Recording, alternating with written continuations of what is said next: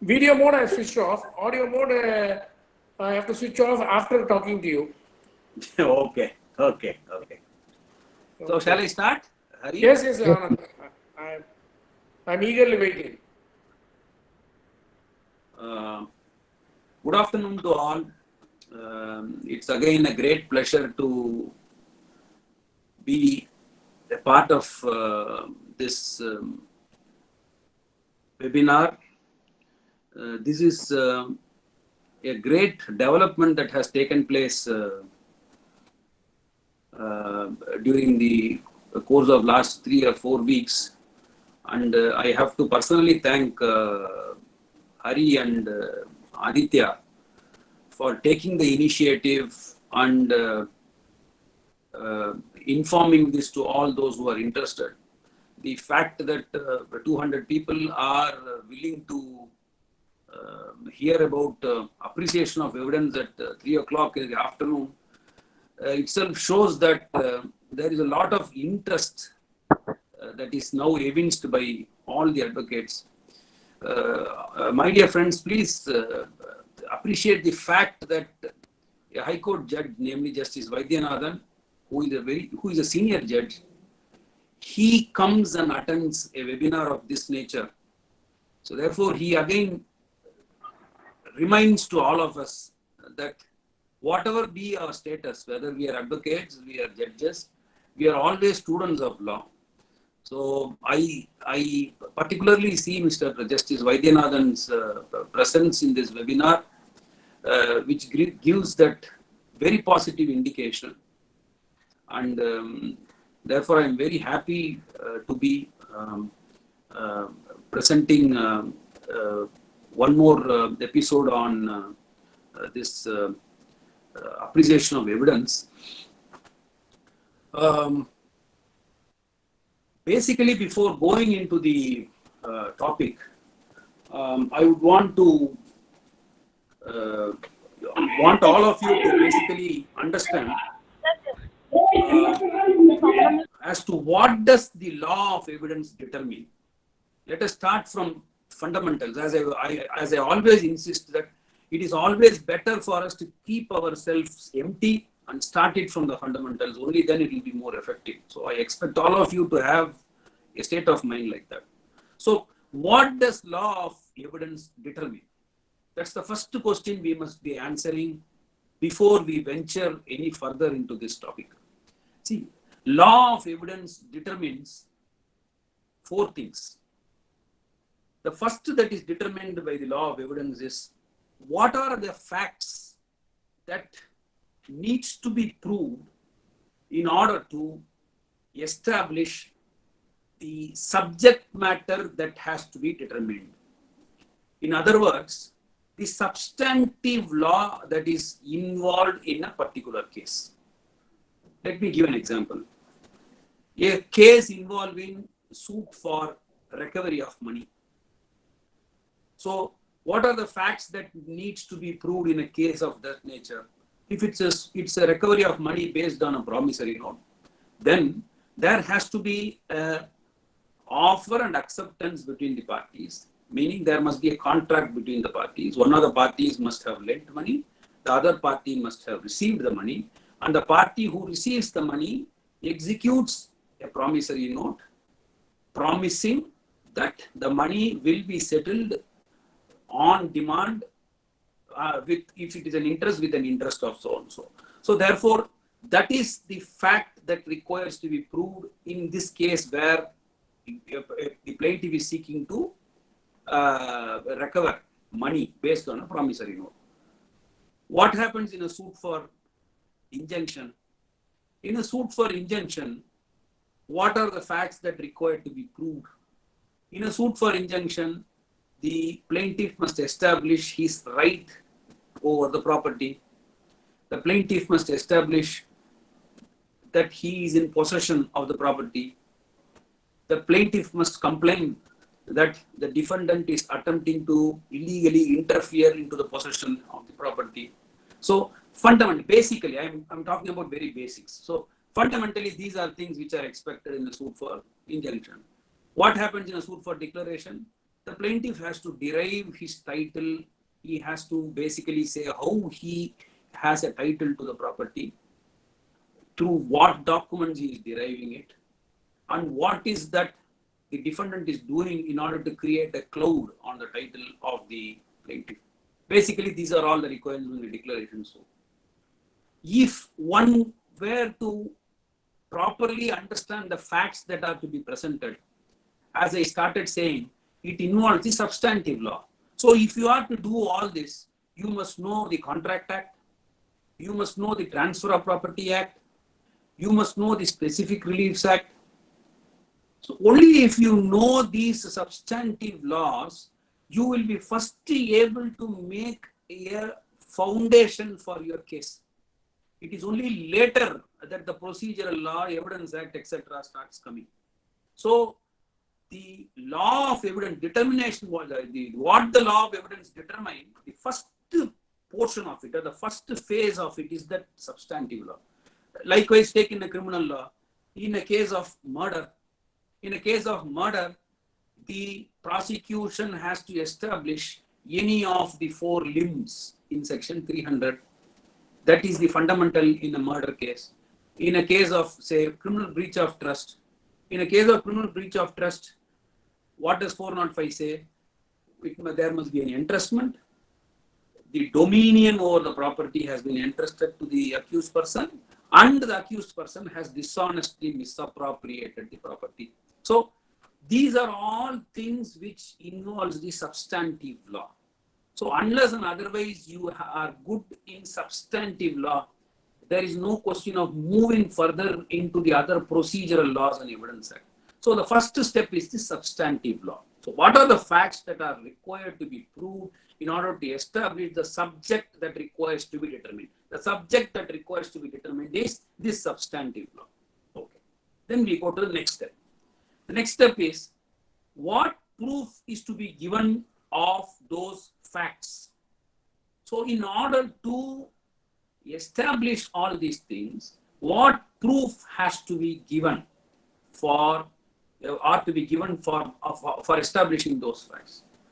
It will be oral, it will be documentary, it will be material objects in a criminal case. So these are the proof that has to be given for the purpose of establishing the facts. This is step number 2. Third, who has to give it? Who has to give this proof is the next question. Who has to give depends upon the person, who has to give the proof.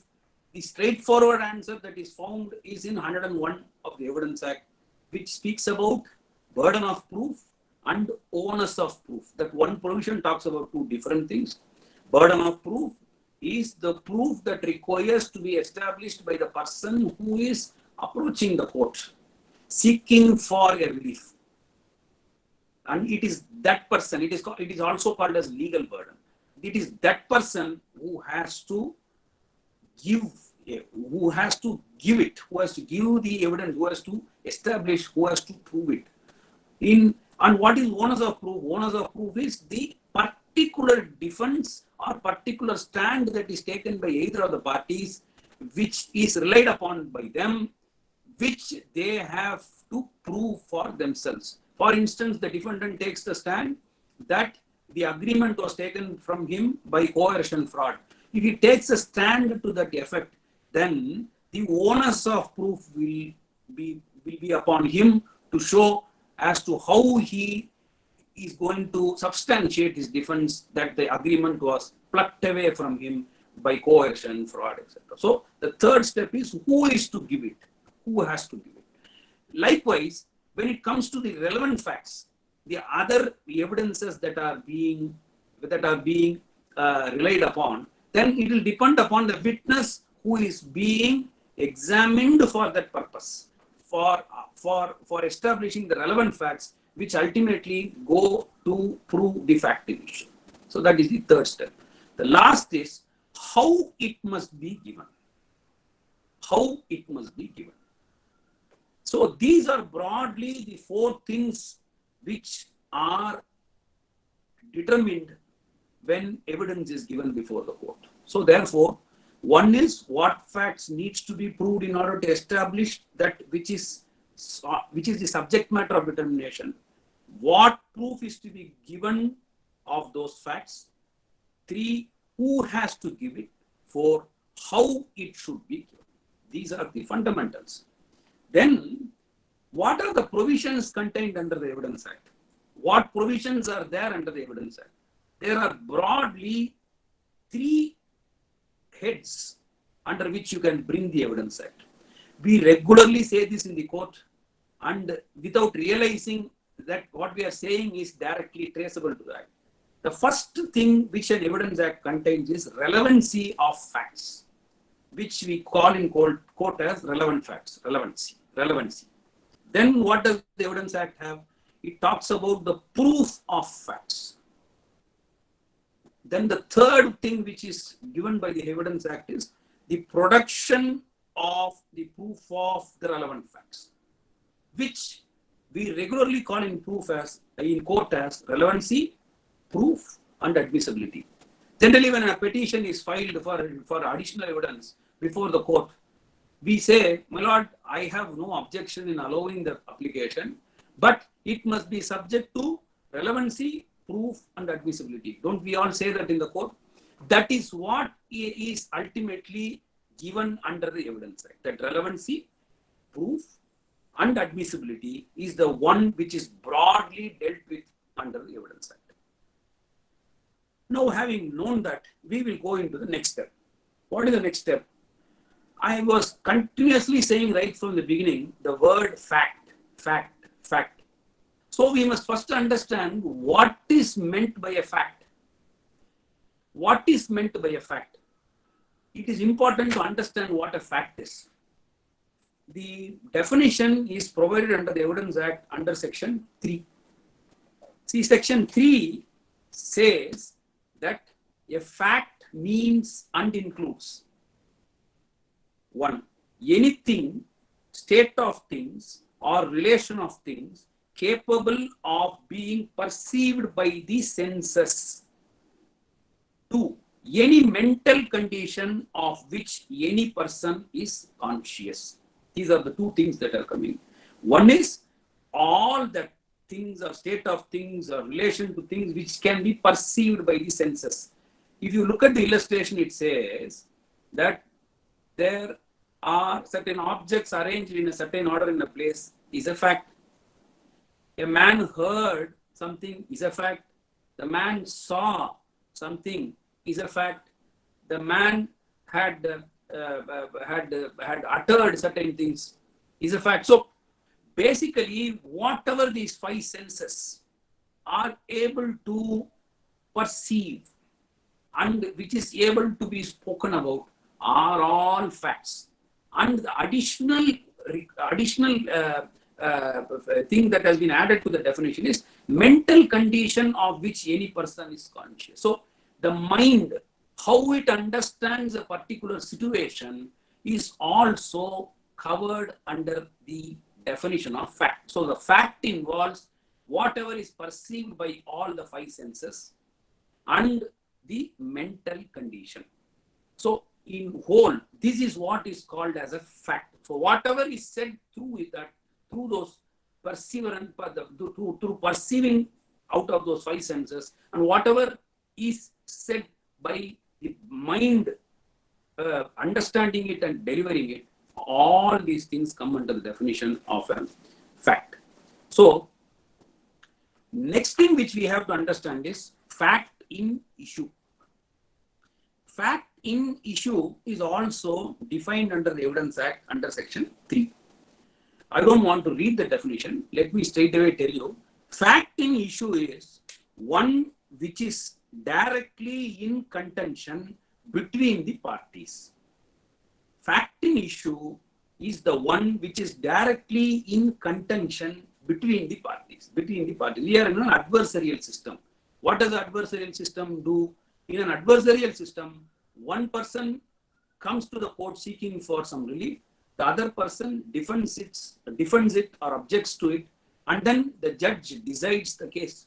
So, in an adversarial system, there are 2 parties who are involved. So in a facting issue, what happens? One that is in contention between the parties is normally called as the facting issue. For instance, a facting issue can be understood in a civil law under Order 14 of CPC, which talks about the framing of issues. So when does the issue come? The issue comes after the plaint is filed, the written statement is filed, the pleadings are completed, and what is actually the claim, what is actually the defense, and what is that has to be decided by the court is the one which is delineated by way of issues under Order 4. So that's a fact in issue. What happens in a criminal case? In a criminal case, after the investigation, a final report is filed under Section 173 of CRPC. After the final report is filed before the court, depending upon the nature of trial, whether it is a sessions trial or a warrant trial, etc., under Section 228, 240, 246, frames charges. It frames charges based on the materials that have been collected by the investigation in the course of investigation, and that has been placed before the court in the name of a final report under Section 173, out of which the charges. This is called as a fact in issue insofar as a criminal case is concerned. So basically, you will have to understand fact in issue this way. Then the next term which you must understand is the relevant fact. So next you have to understand what a relevant fact is. The relevant fact is also defined under Section 3 of the Act, and it basically says these are the facts which go to prove or disprove the facts in issue. So what are relevant facts? The relevant facts are those facts which are established before the court, which are admitted by the court in order to come to a fair conclusion with regard to the fact in issue that is before the court. So in short, you have to understand the term relevant act as the facts which go to prove or disprove the facts in issue. That is how you have to understand a relevant fact.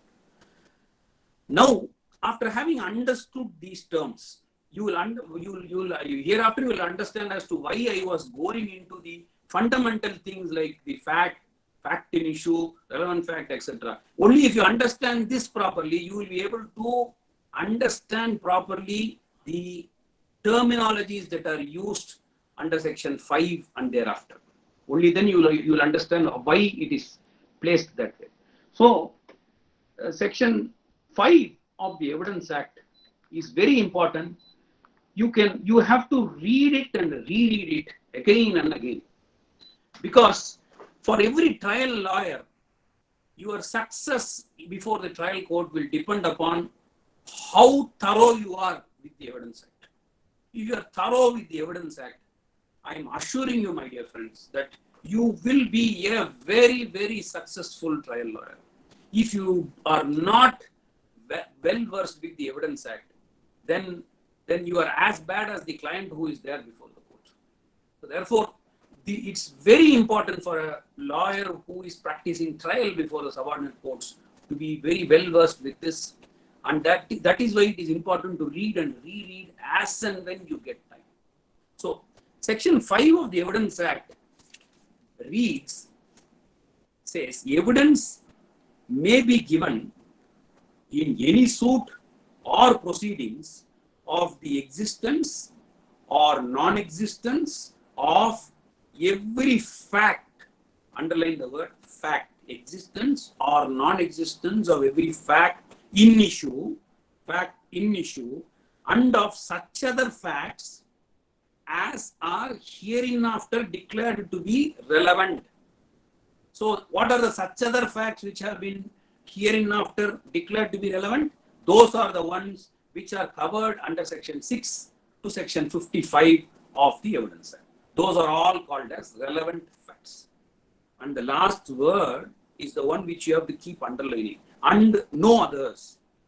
And no others. So, the section 5 makes it abundantly clear that evidence can be given before the court only with regard to fact in issue and relevant fact under section 6 to 55 and no others.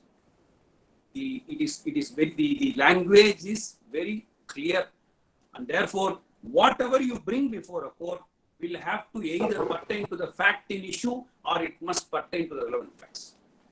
So that is the evidence that can, these only insofar as these two things are concerned, evidence can be given.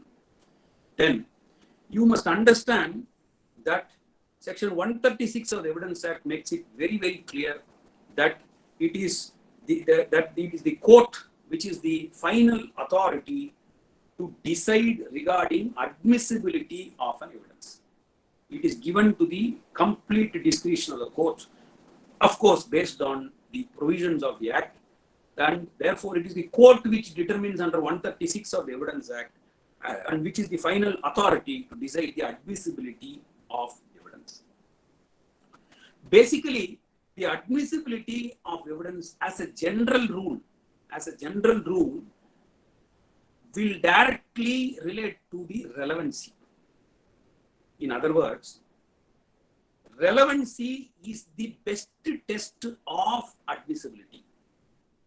So, whatever is stated to be relevant from section 6 to section 55 as a general rule is the one which is admissible in evidence. So that is the general rule with regard to the admissibility.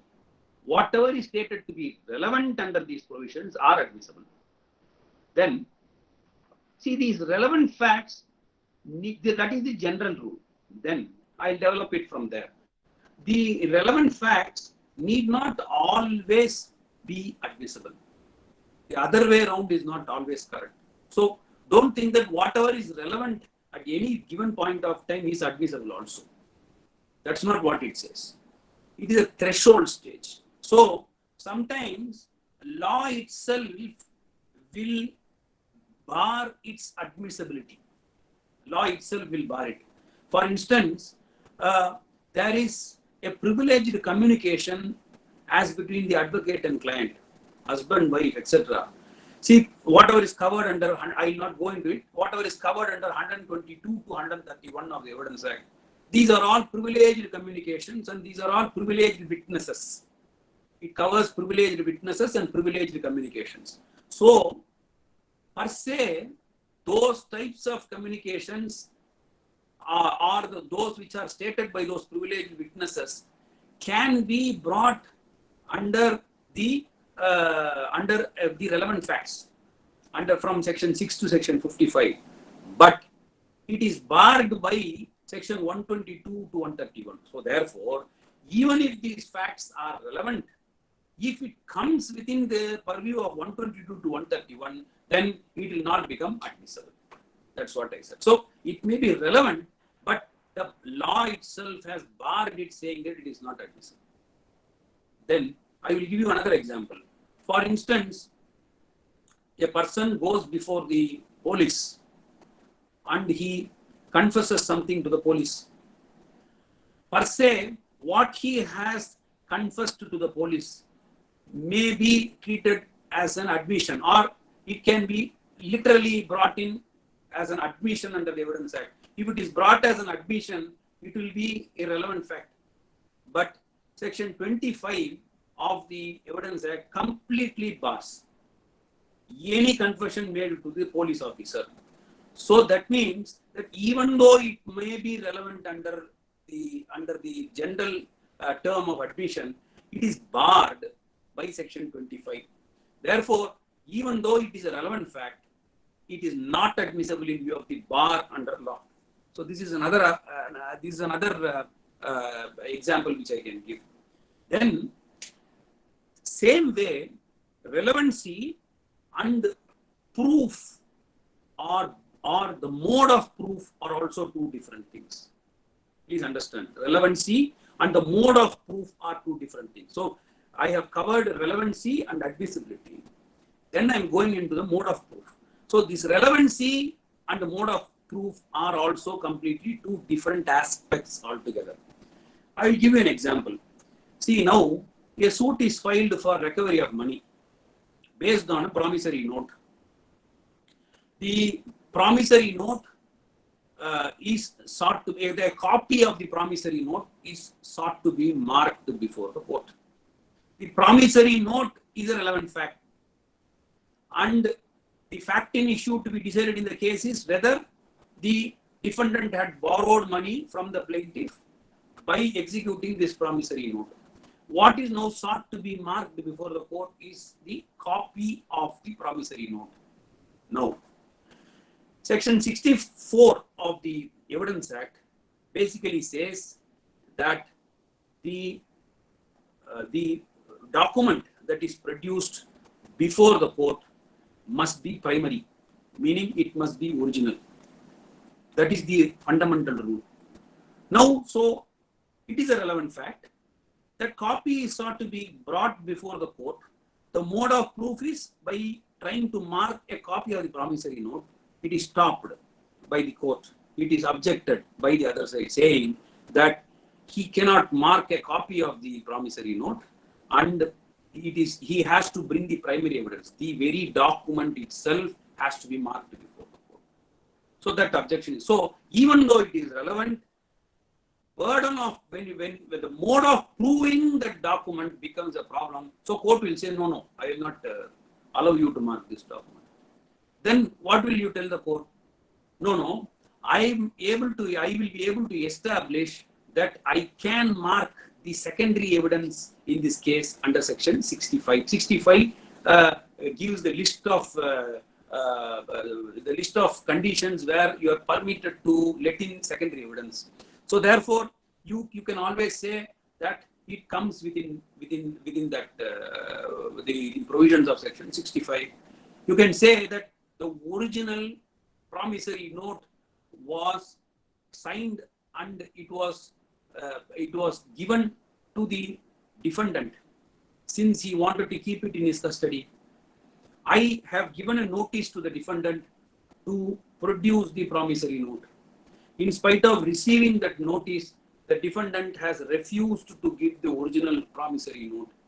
Therefore, under Section 65A, I am entitled to file or mark a copy of the.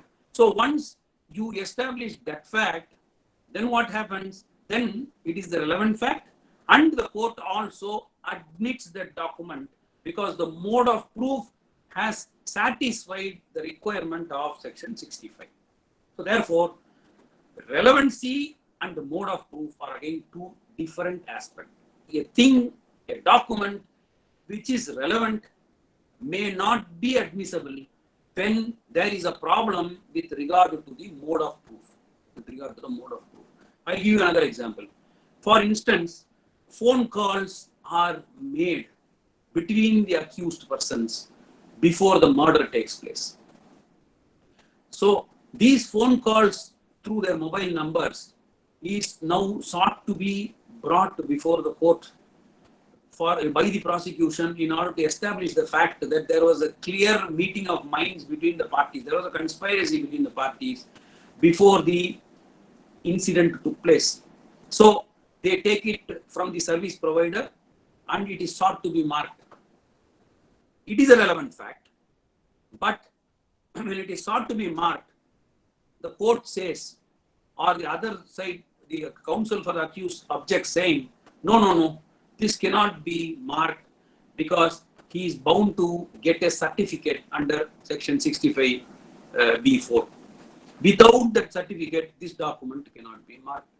So even though the phone calls that happened between the parties may be a relevant fact, the mode of proof, namely the marking of the telephone calls as between the parties from the service provider, is stopped in view of the mandatory requirement under Section 65B4, which says that you will have to mark it along with the certificate given by the service provider.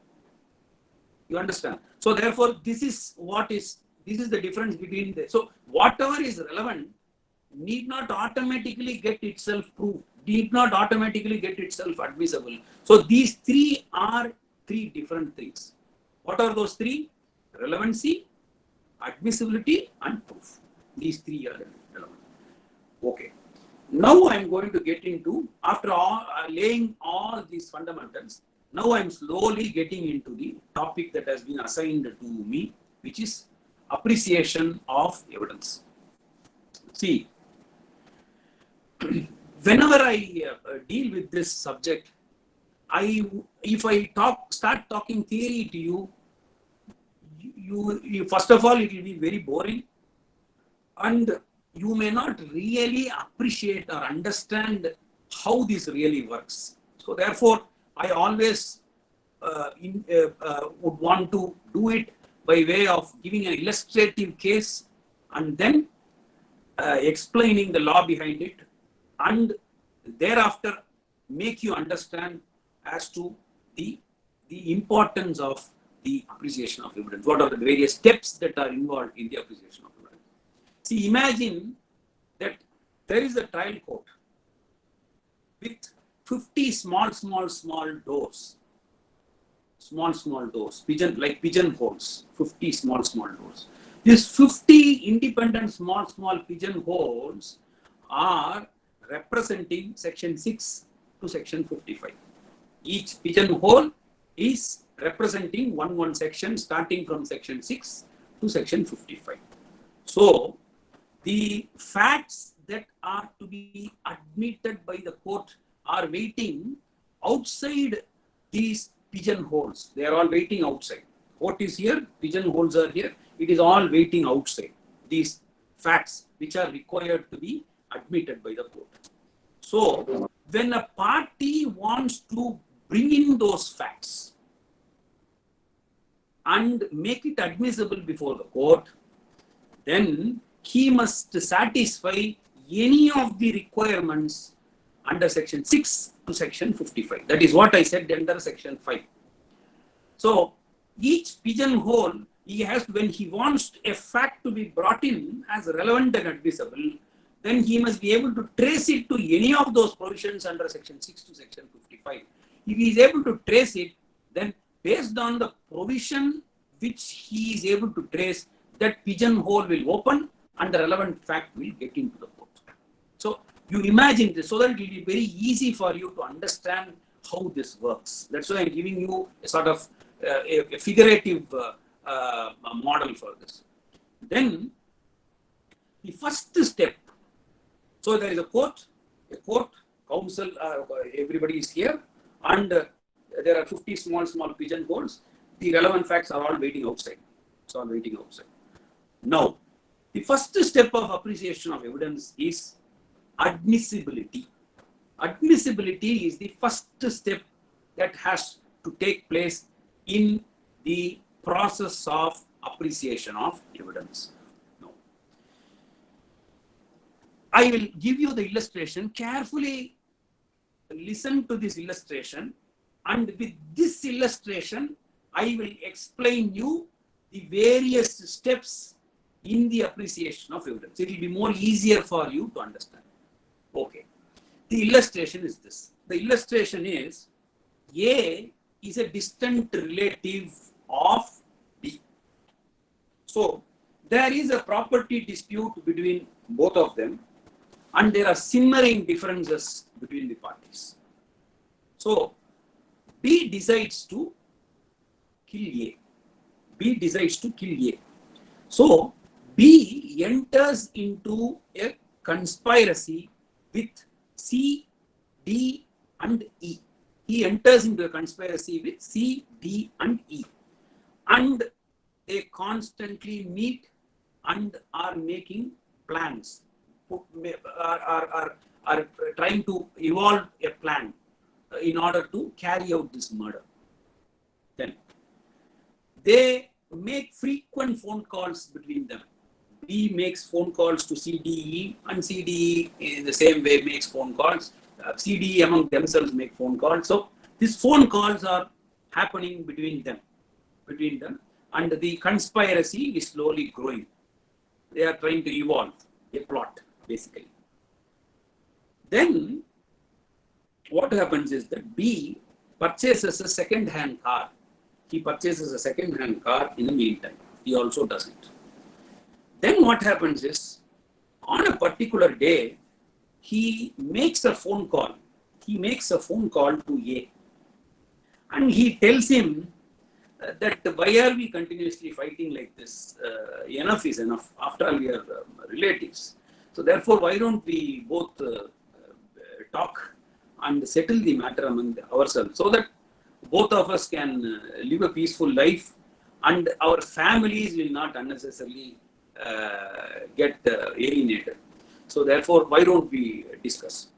So that's a phone call that is made by B to A. So he tells A that he can meet him in a restaurant on, say, 1/4/2020. Since it's an illustration, I'm just giving a date.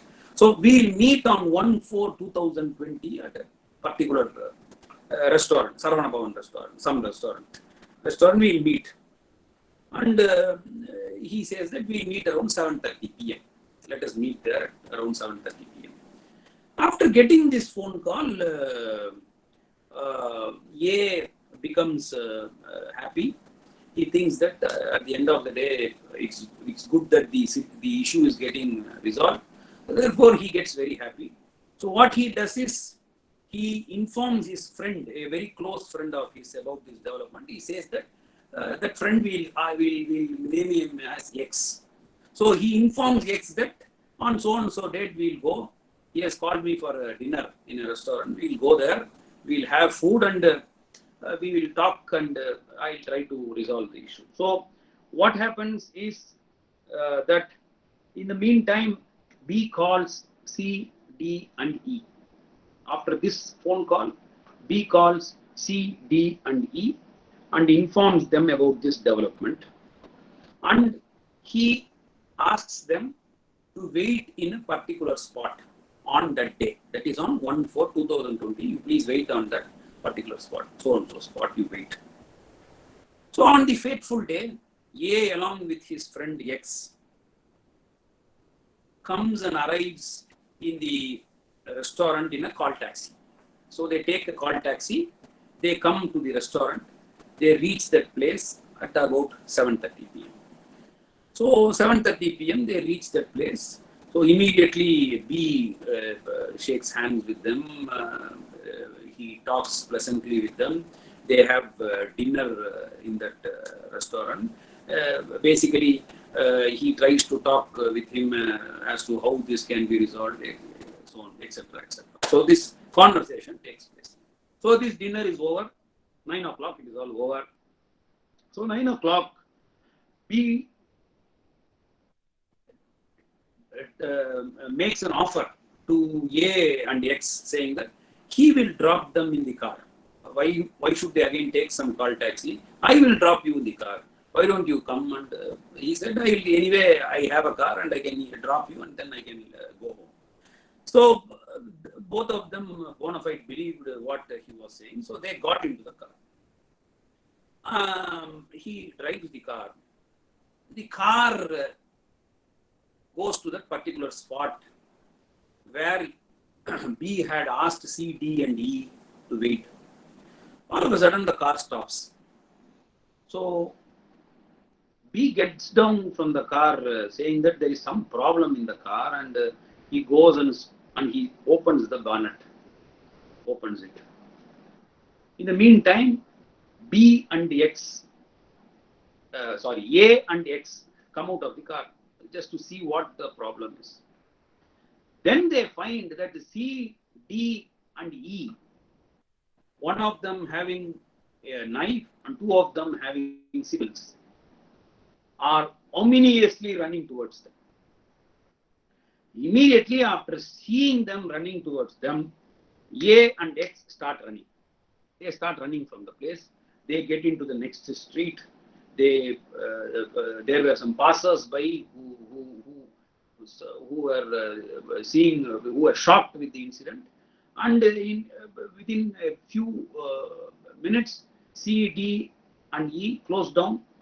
They start attacking A. They start attacking A. X, as a friend, tries to intervene. He is also attacked. So what happens is that A suffers grievous injuries. X also suffers injuries. The passerby who sees this incident shouts. They shout, saying that Utita, Vetita, he is cutting him, he is stabbing him, they are being killed. So these are sounds that are raised by the one or two passers-by who see this incident. Immediately C, D, and E run away from that place. They go to the place where B was waiting, and B takes them in his car. So C, D, and E fled away from the scene of occurrence, go to the place where A was waiting, get into the car, they leave. Then what happens is that someone informs the emergency ambulance. Ambulance comes to the place. So A and X are taken from the scene of occurrence in the ambulance to a hospital, and the hospital informs the police about this incident. The police comes to the hospital.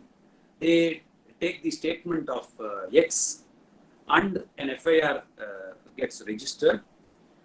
And what happens is that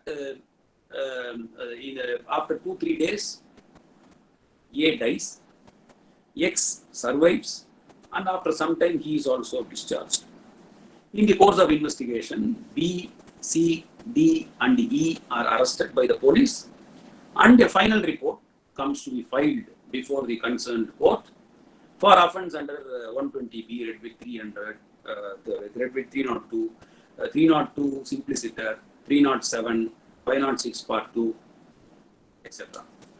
So charge sheet is filed. I hope that you have carefully listened to the facts of the case, because if you have carefully listened, then what I am going to say on appreciation of evidence will become more easier for you. So this happens, final report filed, charges framed on this, all these provisions, trial starts. No, the prosecution, the evidence that is relied upon the prosecution is all waiting, as I told you, behind those 50 doors, 50 pigeon poles. It is all waiting. Now, a witness is brought into the court and he is examined. In the course of examination, this witness says that on that day, I had gone to the grocery shop and I was returning back home, at which point of time, at about 10:15 p.m., at about 10 or 10:15 p.m., I heard people shouting from the nearby place that somebody is being stabbed, somebody is being cut, somebody is being brutally attacked. I heard all these sounds. So this is sought to be brought in as an evidence by the prosecution. The other side, the defense counsel, stands up and he says, no. How can you admit this evidence? This is only a hearsay evidence. This man has not seen it. And what he says is about somebody else uttering about the incident. So therefore, no, this is not relevant. You cannot admit it. Then the prosecutor gets up and he says that this is relevant under section 6 of the Act, which all of you will know, which is legally called as res geste. So things that are heard, said spontaneously, simultaneously when the incident happens. If you read 6, you will find that language which will talk about it. So I don't want to really read every provision. I will only tell you the provision. You just go through the provision, or else I will not be able to complete the lecture. So the prosecutor says that no, this is a relevant fact and it forms part of the same transaction, and this is something which was so connected with the incident that took place. So what happens is that the court also sees that this is something which was which is coming squarely under section 6. So this pigeonhole under section 6 opens and this evidence gets admitted. It gets admitted. It's a relevant fact. Then what happens? Then Mahazar witnesses are examined before the court. What are these Mahazar witnesses saying? These Mahazar witnesses are saying that we were going through that place and the police inspector called us and he asked us to stand as a witness for recovering things which were found in the place where the incident took place. So, what is sought to be marked? What is sought to be brought in? A rough sketch, a seizure Mahazar, whatever was seized, which the material objects that were contained in the scene of occurrence. What was there? There was a blood-soaked sand that was available. There was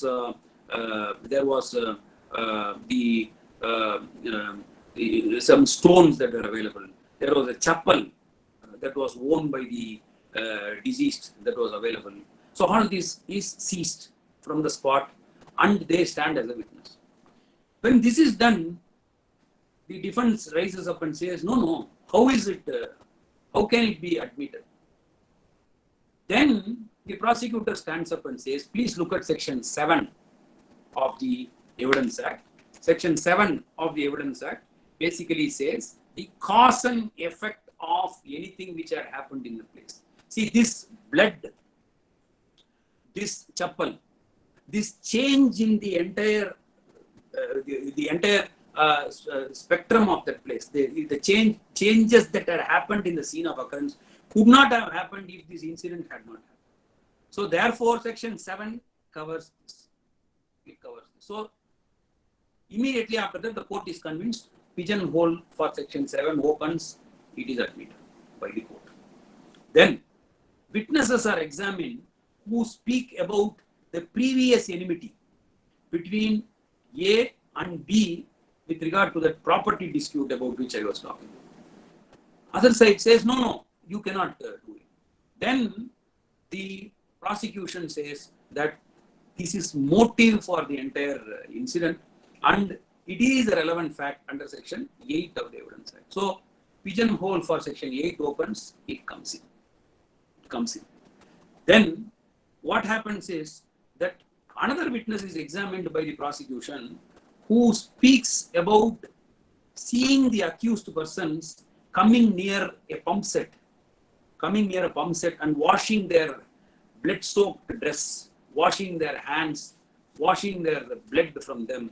He had seen them as he was passing by. This witness speaks about it. Then this is objected. I am on the threshold. Please don't immediately take your mind to how it can be believed and all that. I'll come to that. I'm only on the first step. So this is objected. Then the prosecutor says, this is on the conduct of the accused persons immediately after the incident. This is what this witness has seen. So that is also covered under section 8. It becomes admissible and relevant. It comes into the court under section 8. Then one more witness is examined by the prosecution who has seen the incident. He is the so-called eyewitness in this case, who has seen this incident, and he is examined by the prosecution as an eyewitness who has witnessed it, and he is also examined by the prosecution insofar as identity of C, D, and E. So this person, this witness, was a witness to the test identification parade that was conducted by the police through the magistrate.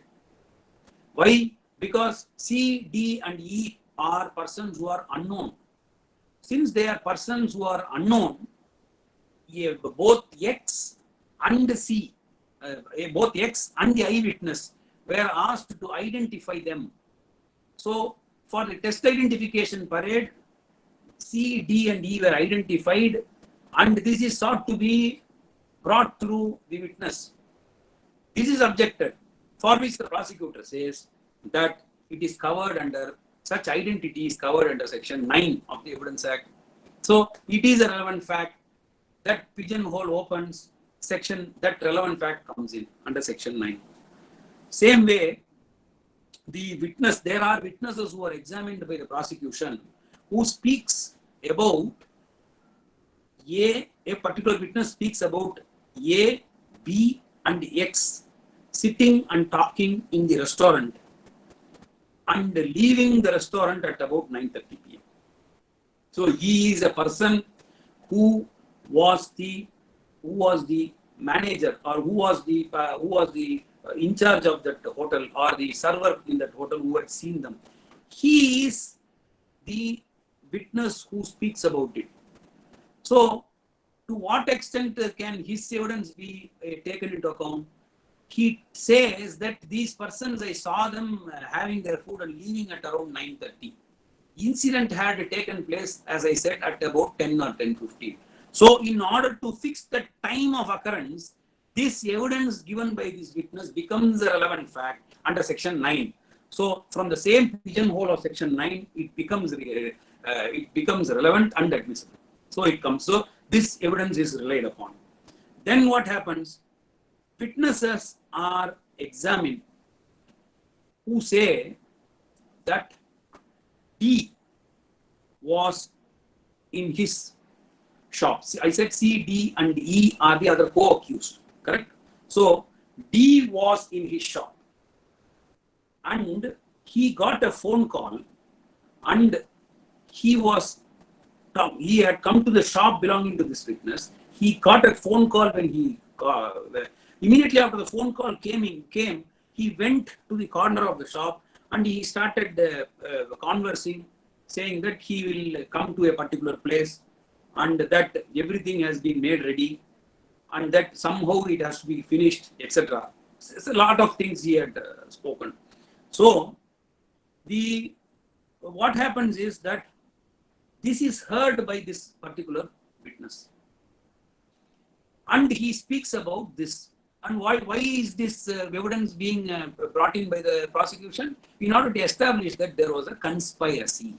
There was a conspiracy between the parties. So, in order to establish that the basic facts for conspiracy, prosecution is relying upon one which is called as the phone call details that had taken place between the accused persons on various days on the date of occurrence, and also the call that was received by D when he was in the shop of this particular witness. Now, this evidence given by this witness will not only bind D, it will bind all the other witnesses. Now, if you carefully look at section 10 of the Evidence Act, section 10 of the Evidence Act deals with conspiracy. This is a very important section, and many lose sight of this section, and we do not really understand the significance of this section. This section is very, very important. I will explain you why it is important. See, if you take section 10, it says, where there is a reasonable ground to believe that two or more persons have conspired. So basically, there must be reasonable grounds to believe. For the purpose of establishing the reasonable grounds, prosecution is relying upon the phone call that has taken place between the accused persons, and it has got all the details from the service provider along with the certificate given by him. So there is a ground to believe that they have conspired together to commit an offense or an actionable wrong. Then anything said, done, or written. Three things. Anything said, done, or written. Sonnadu, seidadu, ezhudinadu, written. By any one of such person, in reference to their common intention. In this case, D was the one about whom that witness was speaking. After the time when such intention was first entertained by one of them, is a relevant fact against whom? Is a relevant fact as against each of the person believed to be conspiring. So this statement which comes out is not only confined to D.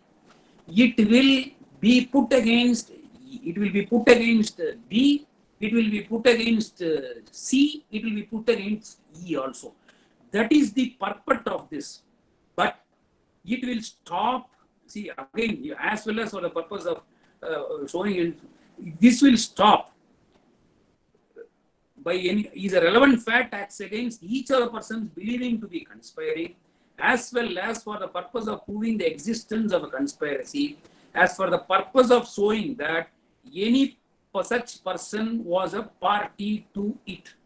So this will continue till the act is committed. So this is a sort of confession of a co-accused. See, whenever we speak about confession of a co-accused, there are certain provisions which come to our mind. What are those provisions? Those provisions are section 30, section 133, section 114b. All these things come to our mind, but we leave section 10.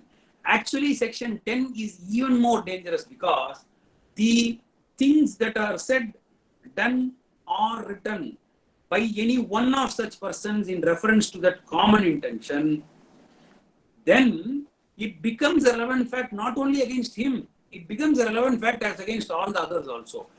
That stops immediately after the incident takes place. So whatever happens before that can all be proved under section 10 as a relevant fact, and that is the purpose of this provision. Now, there was a reason why I wanted to spend some time on this, that's why I did it.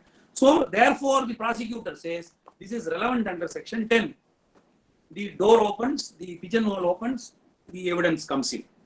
Then what happened was, B, who is a Christian, had confided about this incident to a priest belonging to the church where he regularly goes for prayers. So he was not able to really bear it, and he was suffering inside, and he wanted to tell this to somebody. So therefore he goes to the priest. He tells the priest that he has committed this. The priest is now brought before the court as a witness. This we technically always called as extrajudicial confession. Extrajudicial confession. So the priest comes, he speaks in the court about B coming and confiding to him about the entire incident. Now, immediately it is objected. The prosecutor says, if it is not induced by threat, coercion, fraud, etc., which is barred under section 24, it becomes a relevant fact. So therefore, he says that under 24, this is an extrajudicial. Anand. Yes. It's Yes. Can I continue? Anand, the audio is not. My audio is not proper? No, no, my lord. The audible is fine, my lord. I believe. Yeah, can I continue? Audio. Yeah. So what happens is that he confides. So this evidence of the priest, that pigeonhole for section 24 opens, and that evidence gets into the court. It's a relevant fact. It is not hit, or it is not prevented or stopped from being considered by any of those things which are provided under 24. So that becomes a relevant fact.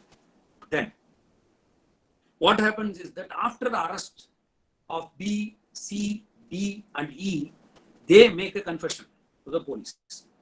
So to the investigating officer, a confession is given. The confession has everything into it with regard to the entire incident as to how it all started, how they conspired, how they planned, how he called A to the restaurant, and the entire incident they say.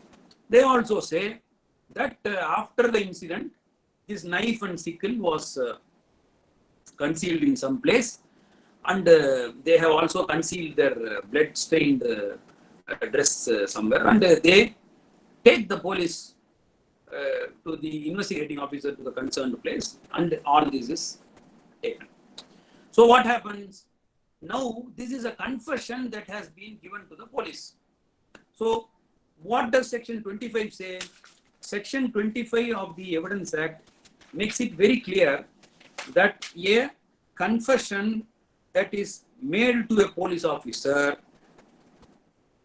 that no confession made to a police officer shall be proved as against the person accused of any offense.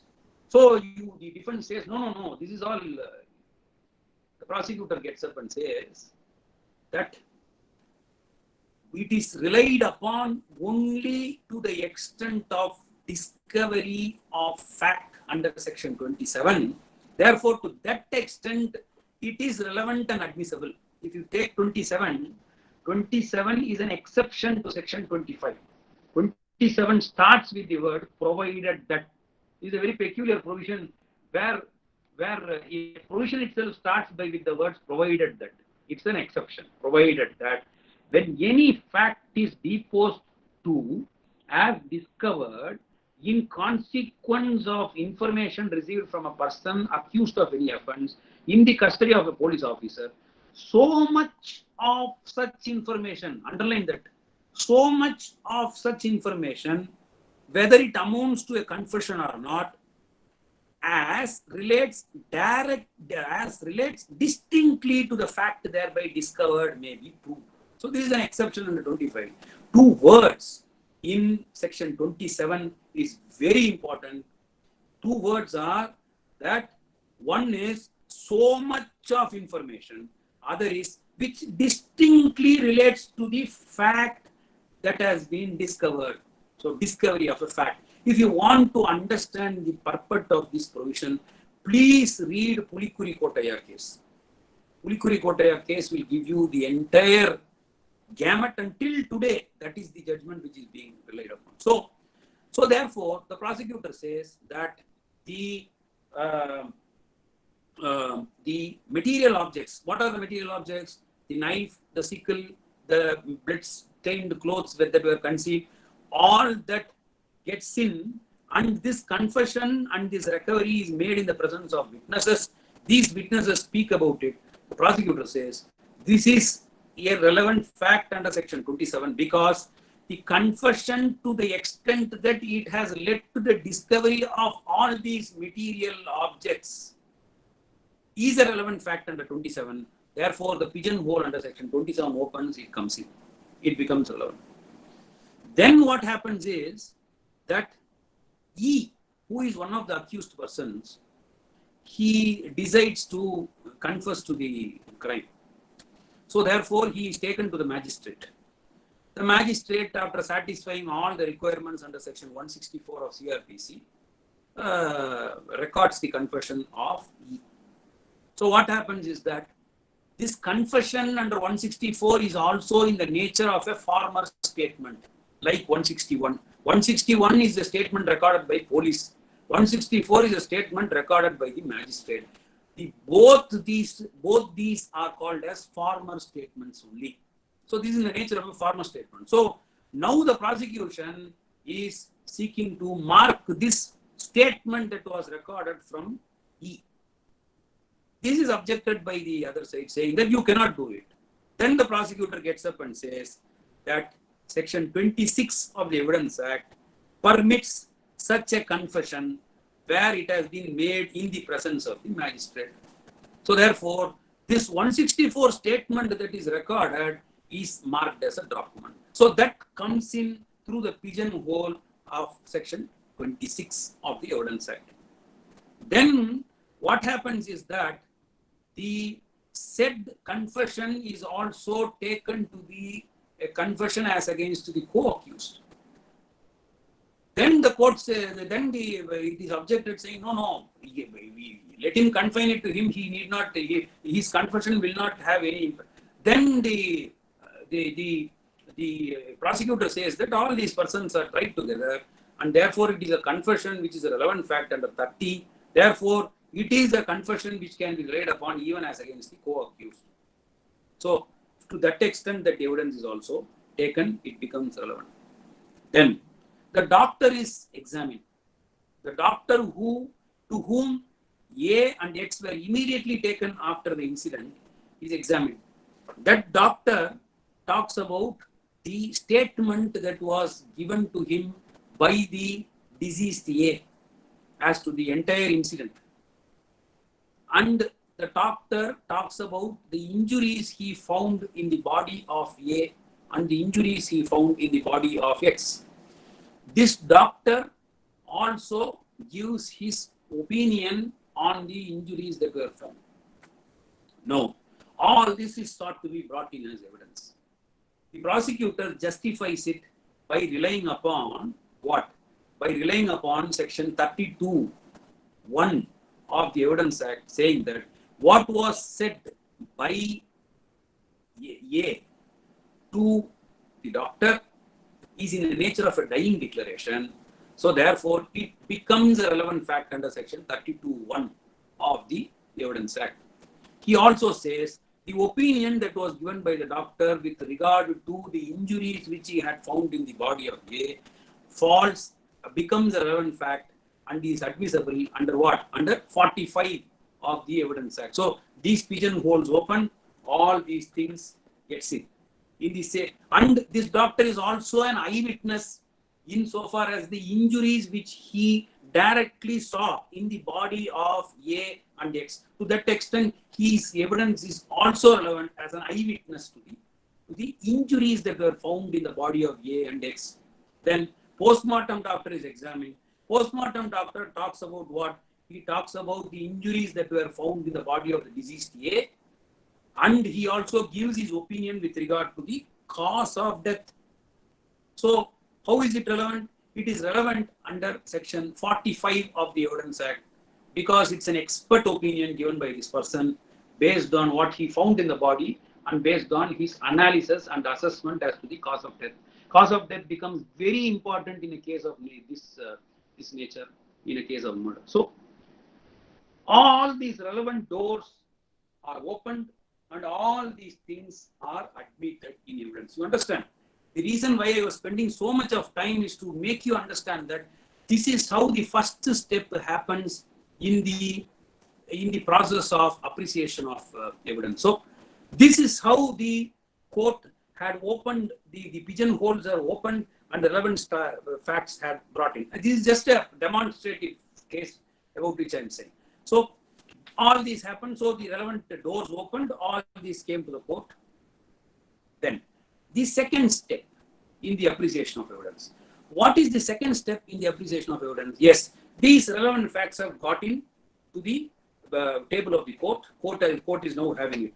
Next, what is the court doing?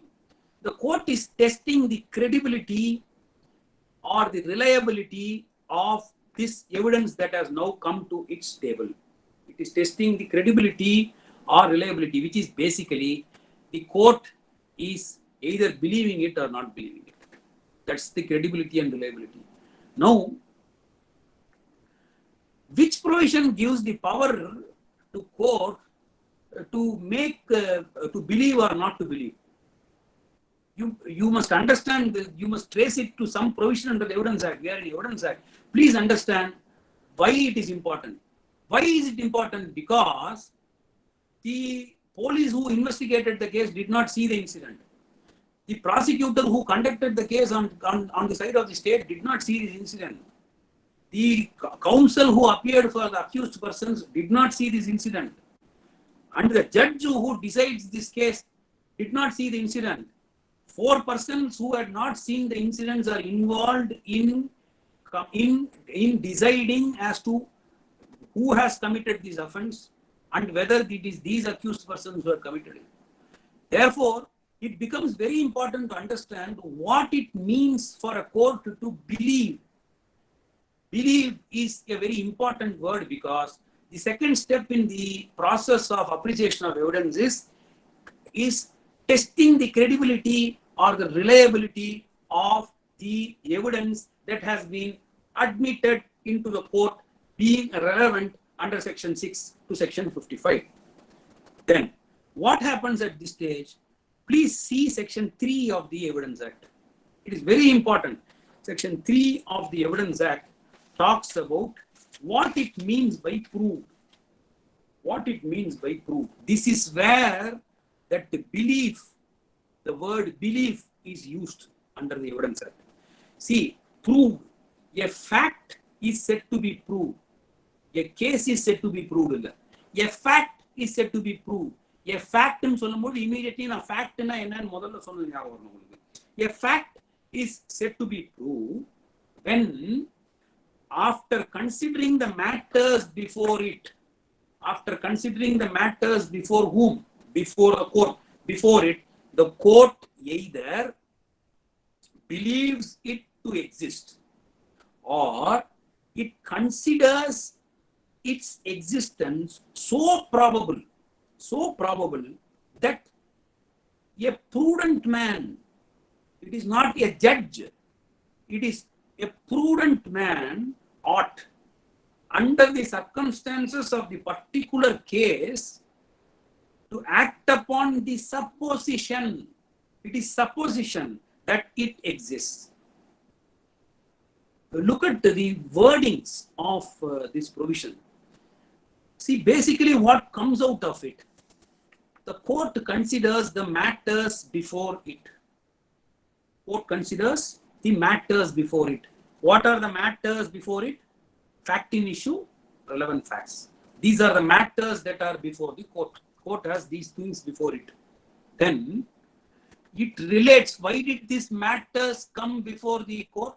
It came before the court because the court, it relates to the proof of a fact. For proving a particular fact, it came in as a relevant fact. So the second thing is, second pivotal factor is, this matters before the court, considering the matters before it, which relates to the proof of a fact. And after considering it, what does the court do? What is the standard of proof that is given to the court? It is a neutral standard of an ordinary prudent man. James Stephen did not say that the standard of proof is that of a judge. He is not using that word. He is using the word ordinary prudent man. So the standard of proof that is expected to be exercised by the court is the neutral standard of an ordinary prudent man. What he should do?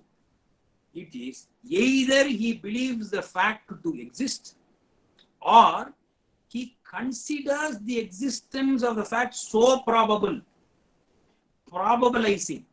So either he believes the fact to exist or he considers its existence so probable. So the test is belief and probability.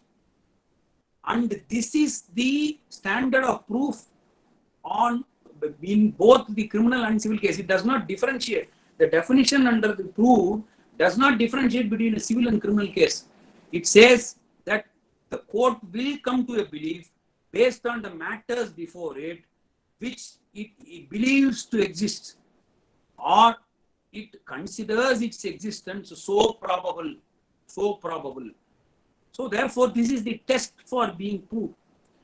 Now, the word that has been used is existence, believes the fact to exist, considers its existence so probable. What is this?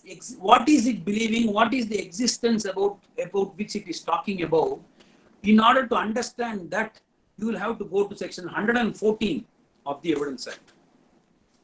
Section 114 of the Evidence Act deals with what can be presumed with regard to existence of certain facts. Belief, existence of facts. These are the words which will have to be hammering your ears now. So belief, probabilizing, we find it under section 3. Then what is this existence of fact about which it is talking about? It is talking about the presumption made by the court on the matters before it. Which provision gives the court to make such a presumption? See, there are three things. The court cannot assume. The court cannot merely presume. But the court is vested with the power of legal presumption. that power of legal presumption is given under section 114 of the Evidence Act. Now you carefully read 114. The court may presume the existence of any fact. You read this word existence of fact where? Under the definition of proved under section 3. May presume the existence of any fact which it thinks likely to have happened, regard being had to the common course of natural events, human conduct, and public and private business in relation to the facts of the particular case. This is the legal presumption that has been allowed to the court. So you have to read 3 and 114, and then you will understand that these are the two provisions which are giving that power to the court to believe or not to believe the facts that are placed before it. So everything has to be traced. Everything has to be traced under the Act. So this is the one which gives the court that belief. See, the Evidence Act itself uses 3 terms: may presume, shall presume, and conclusive proof. When it comes to, again, it is defined under section 4. I don't want to go into it much. I'm only saying that insofar as may presume is concerned, it is having regard to the fact and it is a rebuttable presumption. So this evidence in the first step, which is relevant and which is admitted by the court, and the court is testing its credibility and reliability, and it is convinced about it. It does not stop there because it is under the realm of may presume, because it believes it to be correct, it believes it to be credible. Then it is possible for the other side to rebut it. A rebuttal is permitted as per the definition of may. Disproved is the word used. I am saying rebuttal. Then what is shall presume? Shall presume is where the court is mandatorily to presume it. It is mandate for the court to presume it, and this word is used in many of the provisions. And it shall presume means it is mandatory for the court to presume, like the word which we find under 139 of the Negotiable Instruments Act, where it says that the court shall presume that there was a debt or liability, etc. So you all know that. I don't want to go into it. So this is the shall presume. What happens in a shall presume is that no option is given to the court to either believe or disbelieve it, but the other side is entitled to rebut it. The person against whom it is going put is entitled to rebut it. This is the difference between may presume and shall presume. What is the third one about which I said? Conclusive proof. Conclusive proof is a presumption of law. Law itself says that it is a conclusive proof, and it is mandatory, and it is irrebuttable. It cannot be rebutted. It cannot be allowed to be rebutted. You can find this under section 112 of the Evidence Act. See, under 112 of the Evidence Act, in fact, in a given case, you can find all the 3 things in a given case. For instance, the long cohabitation between a man and woman. Court may presume that there was a marriage. Long cohabitation between a man and woman. Court may presume that they are married. Then there is an access between the two, and there was intercourse. This is the court shall presume since they had access to it. This is a natural conduct. So therefore, it will come under shall presume. Then a child is born out of it. Then conclusive proof comes. So I don't want to digress too much. I'm only saying that all the 3 will come under a given case. So going back to what I was explaining, the belief, the credibility and reliability is something which depends upon the belief of the court on the given set of facts, to which it traces its power under section 3, and the existence of fact where the court will presume is covered under section 114 of the Evidence Act. So, insofar as there are three terms: proved, disproved, not proved. Insofar as proved is concerned, the court is very certain in its mind that the existence of a fact has been proved. Insofar as disproved is concerned, court is certain that the existence of the fact has not been proved. Insofar as not proved is concerned, it is neither here nor there. That is a case where there is a state of uncertainty, where a fact exists or does not exist is not very clear for the court. So the court will have an open mind insofar as this particular aspect is concerned.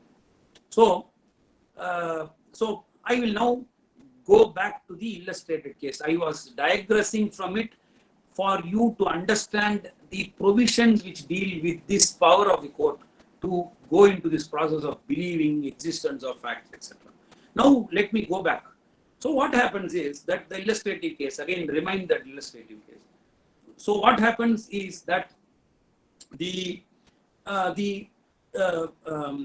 the cross-examination, in the course of cross-examination, it is established that this so-called eyewitness who was examined on the side of the prosecution, he belongs to a different village altogether, and there was no way he could have been present in the scene of occurrence.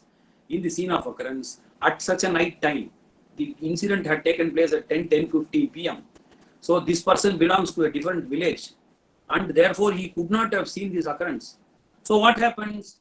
This person who is examined as an eyewitness, which was found to be relevant in the court, when the second test that is employed by the court finds that this person belongs to a different village and there was no rhyme or reason for this witness to have been present in the scene of occurrence, then the court says that this evidence is not credible, this is not reliable, and therefore his very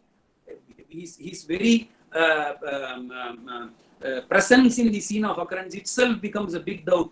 Therefore, the court will apply this provision. No, I don't believe you. So the court will say it has been disproved. You understand? So therefore, this test starts coming. Then what happens? The sketch that is relied upon shows that there was no light in that place. The sketch did not show the existence of a lamppost there. There was no light in that case. It was not a full moon day, and it had shady trees. It was virtually dark at that point of time. So what happens is that the very identity of the accused persons, namely C, D, and E, becomes a big question.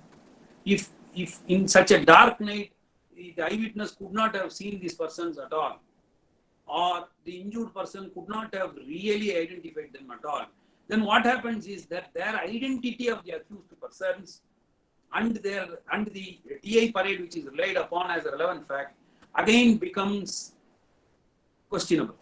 Then the court has to necessarily go into the credibility or the reliability of this fact which has been admitted.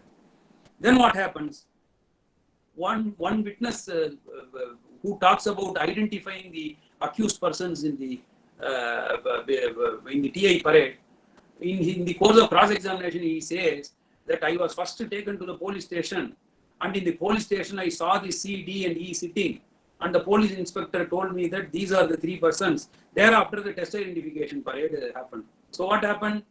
The very relevant fact regarding the identity of the accused itself gets defeated.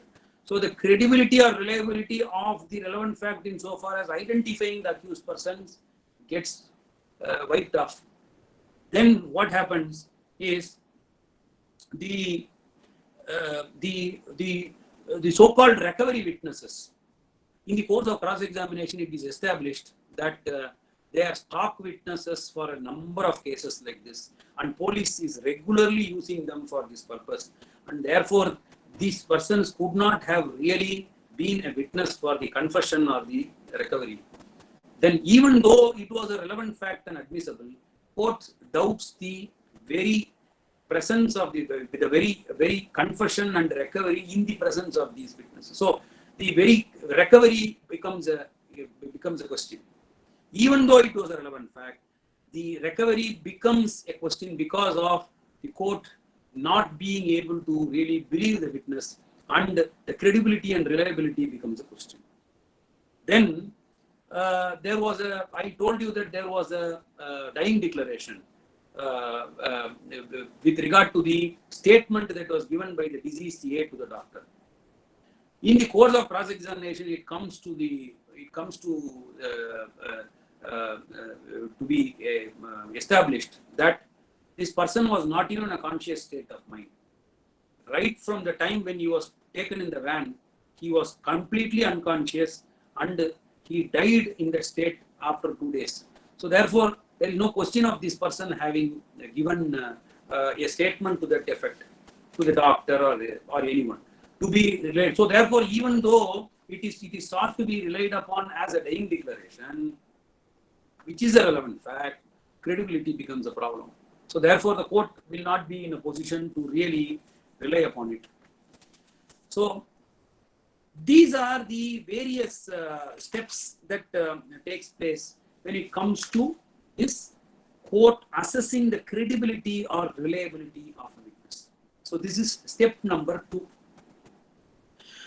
Let's assume that the relevant fact has come in, it has been admitted, court is also convinced with the credibility and reliability.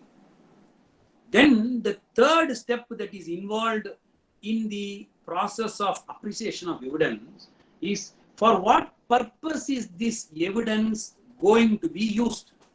For what purpose it is going to be used? For what purpose is the evidence of the priest going to be used? It is for the purpose of establishing the confession made by the one of the accused person with regard to the incident without he being threatened or misrepresented, etc., etc. For what purpose are you relying upon the evidence of the postmortem doctor? For the purpose of assessing the nature of injury sustained and the cause of death. For what purpose are you relying upon the evidence of the injured witness? For the purpose of establishing the fact, the entire incident that took place where the injured person himself was attacked by the accused person. So, for what? So the third stage is, for what purpose are you going to use this evidence? This is the third stage of appreciation of evidence. And each evidence is relied upon to prove or disprove the fact. It is done to prove or so you will, the purpose for which it was done, then the court will assess whether this is to prove or disprove. It will both ways. So therefore, the purpose, for instance, if the accused person says that he was not even there in the country on the particular day and he was elsewhere and he claims alibi, then section 11 comes to his aid. He examines the witness to that extent. He marks air tickets, etc., etc. Then what happens? Then what happens is that this particular evidence is going to be used by one of the accused person in order to sustain his defense of alibi. So third is, for what purpose it is going to be used.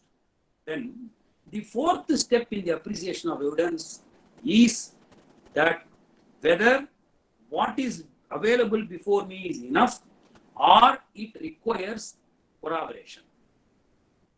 Or some more evidence has to be collected, or it requires corroboration. So what happens is that the court will have to assess it based on what is before it. My dear friends, you please realize that section 134 of the Evidence Act talks only about the quality of a witness and not the quantity of the witness. So the numbers are not important.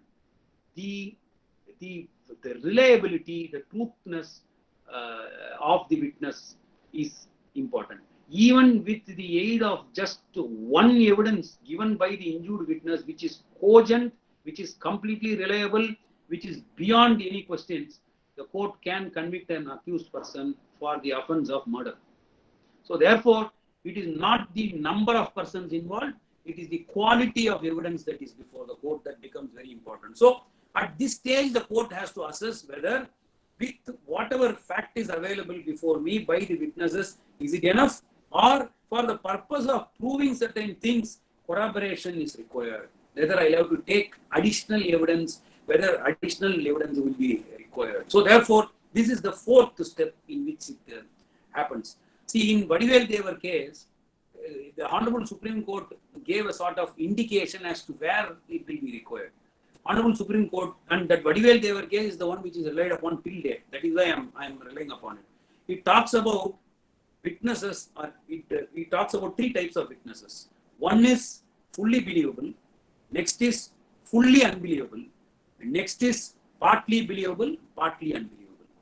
The Supreme Court said that it is in that third case where it is partly believable and partly unbelievable where corroboration is normally required. Where corroboration is normally required. That is what in Vadivel Devar it said. The last step that is taken in the appreciation of evidence is for the court to satisfy itself whether the fact has been proved.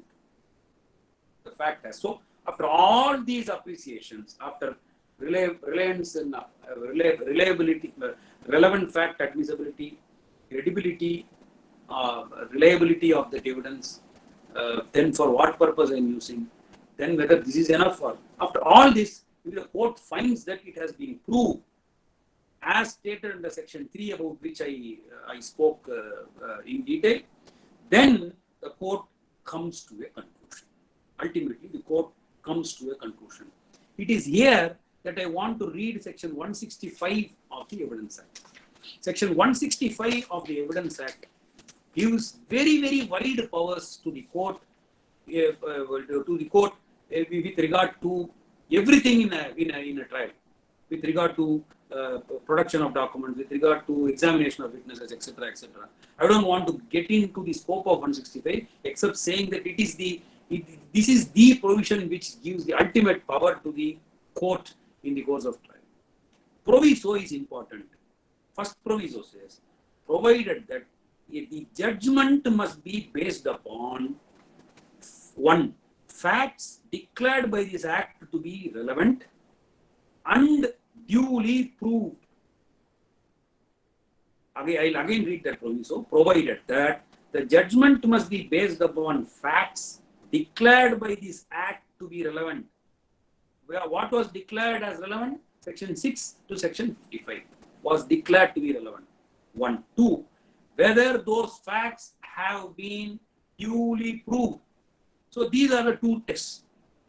It is only based on these two, it is only after fulfilling these two things, a judgment has to be given by the court is what 165 stipulates. So in the process of doing it, it starts from the admissibility and it ends with the proof of the same. And based on this, the court comes to a conclusion with regard to the case. This is how the scope of appreciation of evidence goes. See, the same process is adopted in a civil case also. The only difference is the standard of proof. Every word which I am saying has a lot of significance. The difference is the standard of proof. In a criminal case, the standard of proof is proving the case beyond reasonable doubts. In a civil case, it is preponderance of probabilities. Preponderance of probabilities. So therefore, this is the difference. The only difference is on the standard of proof. Or else, whatever I said for this particular illustrated case, I can give an illustrated case for a civil case also and explain, which I don't want to do now because of paucity of time. So, if you look at the illustrations that are given under section 6, 8, 9, 12, 13, 14, 15, 16, you will find that all these illustrations pertains to civil cases also. Don't be under the impression that it is only applicable for criminal cases. It also applies to civil cases. I only applied these provisions in a given criminal case which I illustrated, but these things equally apply to the civil case also, and that is abundantly clear from the illustrations that are given under these provisions. Then there are some very peculiar provisions which will apply more to the civil case, like under 32, starting from 32(2) onwards. Even 32(1) will apply to a civil case. So 32, 33, then 34 to 38, All these things are clearly applicable to civil cases also. And section 40 to 44, which deals with the relevancy of judgments between the parties, it's applicable. Section 45 to 51, which talks of expert opinion, is applicable. Then the relevance of the character of parties, the character of the parties involved in litigation in a civil case and a criminal case is covered, which is covered under 52 to 55 of the Act, will apply to the civil and criminal cases. Meaning there are specific provision, two sections for the civil case, two sections for the criminal case. So character of the witnesses. So what is important is that you will have to get well acquainted with the Evidence Act and spend your initial years as a trial lawyer. My dear friends, my dear junior friends, I am pleading with you. I'm requesting you with folded hands that please start your career as a trial lawyer. It is very, very important. If you don't do it, and if you think that you will straight away come to the High Court or straight away go to the Supreme Court, then you are like a building without a good foundation. If you don't have a good foundation, your understanding the nuances of a civil or criminal case to that extent will be weak. And a judge who really knows the procedural side of it and the Evidence Act will easily be able to knock you down in the course of arguments. So therefore, you please get well acquainted with the Evidence Act and the procedural laws, and you lay a strong foundation as a trial lawyer. Please do trial work for some time. Please do trial work for some time. And a good trial lawyer is bound to succeed in this profession. There is no doubt about it at all. I do not have even the slightest of doubt. A good trial lawyer is bound to succeed. Do trial work. Do it patiently. See how the seniors are examining witnesses in the court. See how the art of cross-examination happens in a court. Look at how judges react to the demeanor of the witnesses in a case. All these things you will be able to learn only if you patiently observe it, and it takes time. Please do not try to earn money immediately after you get into the profession. Money is waiting for you and where it will start flowing at you after a particular period of time. What is important is not money immediately after you get into the profession. What is important is that you should be industrious. And this profession is meant only for people who are willing to put that hard work. Please understand that there is no shortcut method to come up in this profession. If you come that way, you will fall down very fast. People will be able to identify you. So therefore, thank you so much for this opportunity and my best wishes to all of you. It's a great pleasure, Lordship, for the valuable time of yours. Today we have two things that I just wanted to inform the crowd before we started, but somehow it just escaped my mind. One issue is that today's lecture maybe heard along with the last week's lecture. Last week, Lordship has given a lecture about examination of witnesses. I think for AKLC. That is again the starting of before the evidence is being presented. So how it is being done, the examination of it was again being dealt with in the last week, and that was again a very interesting lecture. And today's lecture may be had along with that. And secondly, today we had more participants from outside Tamil Nadu that I just wanted to highlight. Okay. So a lot of people outside Tamil Nadu have come, especially from Maharashtra and Telangana. Oh, very happy, very good. So let this go on, and we'll all try to equip ourselves as much as possible, probably before things comes to normalcy. Thank you so much. Thank you, Mr. Anand, thank you very much. Uh, I, Anand போயிட்டாரா? I believe he has left the forum. My lord. Okay, okay. Thank you, thank you. Thank you, my lord. நல்லா organise பண்ணிருந்தீங்க. Very good, very good. Thank you, my lord. Thank you. யாரெல்லாம் juniors இங்க இருக்காங்களோ அவங்களுக்கு நான் just ஒரே ஒரு advice பண்ண விரும்புறேன். ஆனந்த் சொன்னபடி எங்க அப்பா என்கிட்ட எப்பவுமே சொல்லுவாரு, your student life begins now அப்படின்னு சொன்னாரு on the date of enrolment. Lawyers வந்து கொஞ்சம் அது கேர்ஃபுல்லா இருங்க. ரெண்டாவது அவர் சொன்ன மாதிரி இந்த வடிவேல ஜோக் சொன்ன மாதிரி பில்டிங் ஸ்ட்ராங் பேஸ்மெண்ட் வீக். அதனால trial work is essential. All the best. Thank you, my lord. Thank you. Thanks a lot for your time. We would, Yes. my lord, we would request your lordship also. I'm sorry to have put it on an open forum, but No problem. No. I'm also thinking of taking Industrial Disputes Act. I will leave. yes, my lord. Because இந்த pandemic சிச்சுவேஷனுக்கு அப்புறம் lockdown lift ஆனதுக்கு அப்புறம் கொஞ்சம் பிரச்சனை இருக்கும்னு நினைக்கிறேன். I'll take Industrial Disputes Act. I'll let you know. Thank you, my lord. Okay.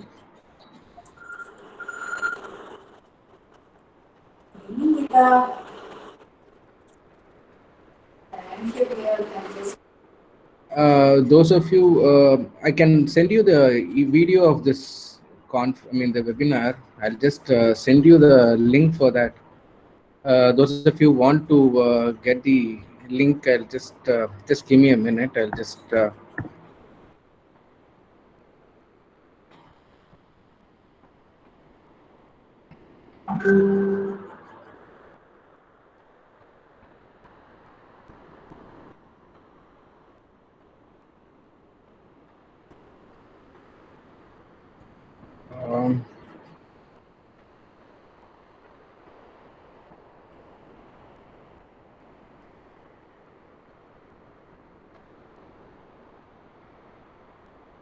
just once. Yeah, I'll just give the URL. You can kindly complete that URL, and we shall send the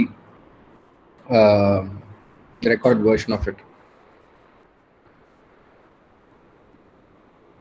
Yeah, I'll also send the link for the examination of witness also. I thank all for participating, and I think we'll end the session.